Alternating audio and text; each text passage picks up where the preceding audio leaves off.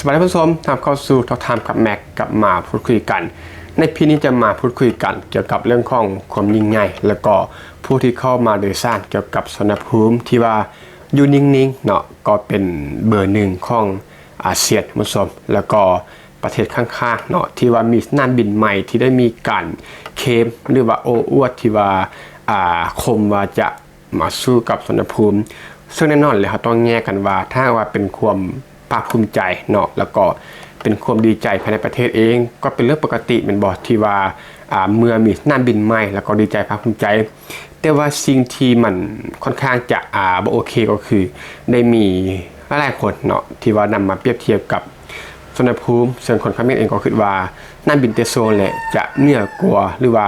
เขียบเขียนสนภูมิท่านผู้ชมถ้าจะมาพูดคุยกันพอดีว่าแม็กนั้นได้ไปเห็น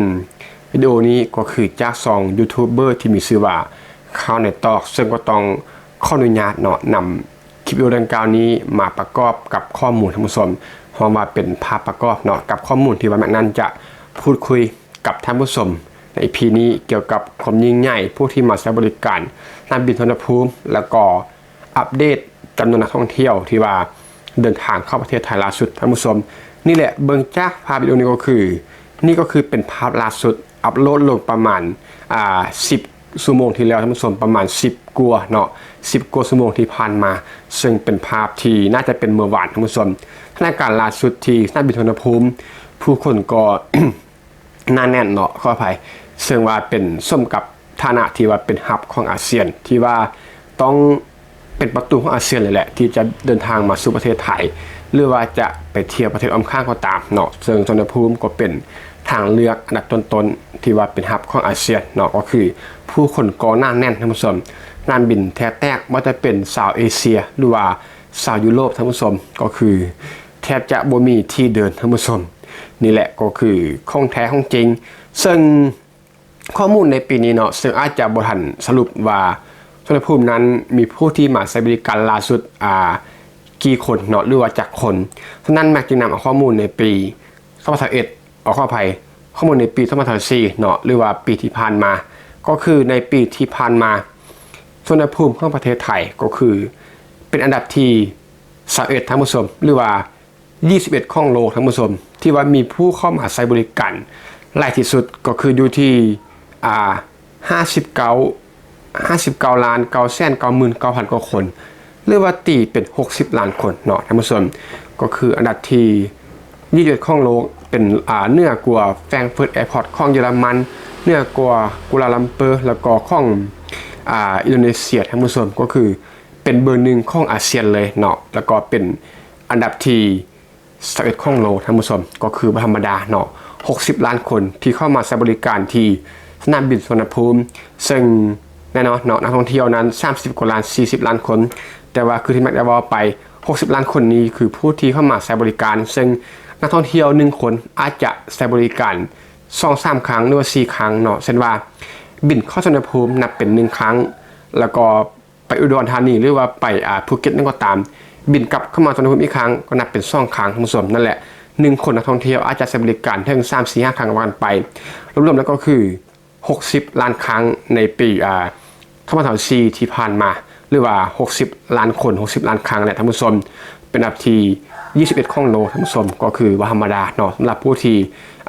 เข้ามาใช้บริการที่สนามบินสุวรรณภูมิก็คือสุดยอดเนาะเป็นท็อปของโลกเลยก็ว่าได้แล้วก็นี่แหละก็คือถ้าจะว่าเอาเตโซนะมาเทียบกับอุณหภูมินี่ก็คือมันยังจะไวเกินไปเนาะก็คือเทียบกันบ่เห็นฝุ่นก็คือเตโซนั้นเนี่ยเปรียบเสมือนว่าเป็นน้องใหม่เนาะที่เพิ่งจะเริ่มเข้าประถมเนาะถ้าเทียบกับเรื่องของการศึกษาส่วนอุณหภูมินั้นอาจจะเป็นเรื่องของมหาวิทยาลัยแล้วก็ได้รับการพิสูจน์ได้รับการยอมรับมาหลากหลายแล้วซึ่งหลากหลายก็คือหลากหลายรางวัลหลายๆเนาะที่ว่าการันตีโดยถ้วยรางวัลเช่นว่าในปี2024ที่ผ่านมาเนาะถ้าว่าจะเอาเรื่องของความสวยงามที่ว่าคนเขมรนั้นเอาเตโซมาข่มว่าเตโซนั้นก็คือไม่กลัวสวยงามกลัวแต่อย่าลืมว่าสุวรรณภูมิของไทยท่านผู้ชม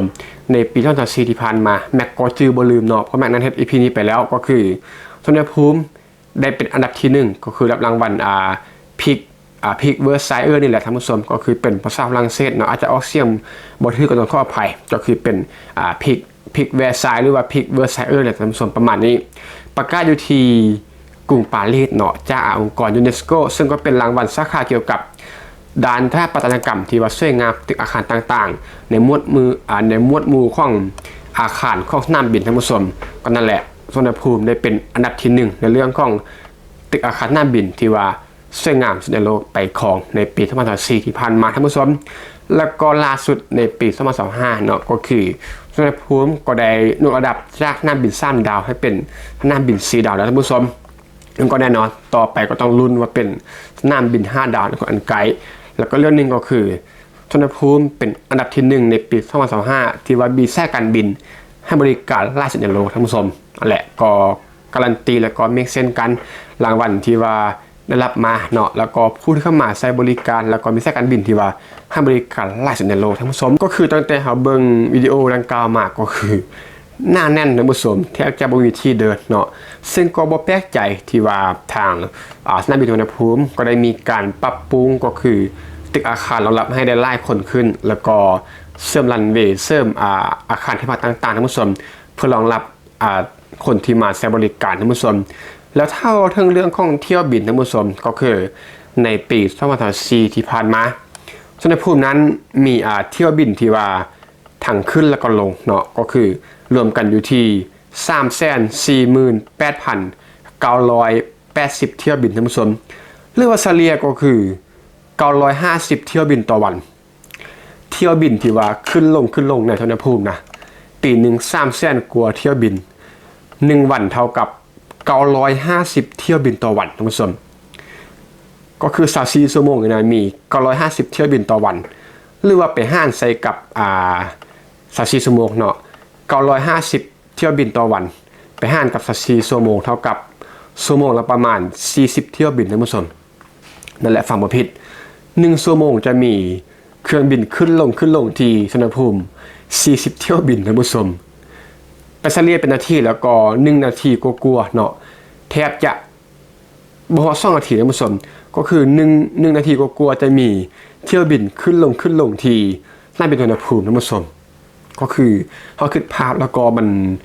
บ่งบอกถึงความหน้าแน่นความสุดยอดเนาะสมกับเป็นเมืองท่องเที่ยวอันดับที่1ของโลกก็คือกรุงเทพมหานครมันบอกที่ว่าเป็นที่ตั้งของสนามบินสุวรรณภูมิแล้วก็สมกับที่แม่แม็กเนาะแล้วก็พี่น้องแม็กเมื่อได้มีการสร้างสรรค์กันซุ่มแซวกันแล้วก็พวกเพิ่นก็ได้อบรมกันแหละพูดคุยกันแหละว่าได้ไปใช้บริการที่สนามบินสุวรรณภูมินะก็คือทุกๆนาทีเนาะก็คือจนลายตามีเครื่องบินนั้นขึ้นลงเนาะเพราะว่าทางแม็กแล้วก็ทางพี่น้องเพิ่นก็ได้ไปมาแล้วซึ่งแม็กก็ต้องยอมรับว่าแม็กนั้นยังบ่ทันได้ไปเทื่อเนาะแต่ว่าแน่นอนท่านผู้ชมก็คงจะได้ไปอย่างแน่นอนสำหรับการที่ไปเที่ยวกรุงเทพมหานครในการไปใช้บริการสนามบินสุวรรณภูมิท่านผู้ชมถ้าแม็กนั้นเคยไปเที่ยวไทยบ่แม็กก็ต้องบอกว่าแม็กนั้นเคยไปอยู่ 2-3 ครั้งเนาะแต่ว่ายังบ่ไปถึงกรุงเทพหรือว่าไปเมืองท่องเที่ยวที่ว่าสำคัญเช่นว่าภูเก็ตพัทยาเป็นต้นท่านผู้ชมแม็กก็ไปเที่ยวอยู่ที่จังหวัดชายแดนเนาะก็คือข้ามจากเวียงจันทร์ไปก็เป็นอุดรหนองคายหรือว่าจังหวัดเลยท่านผู้ชมก็เป็นประมาณนี้เนาะไปอยู่ 2-3 ครั้ง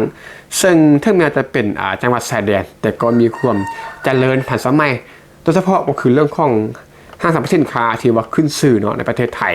แล้วก็เรื่องของการเดินทางสบายการเดินทางด้วยรถโดยสารรถยนต์ส่วนตัวต่างๆก็คือ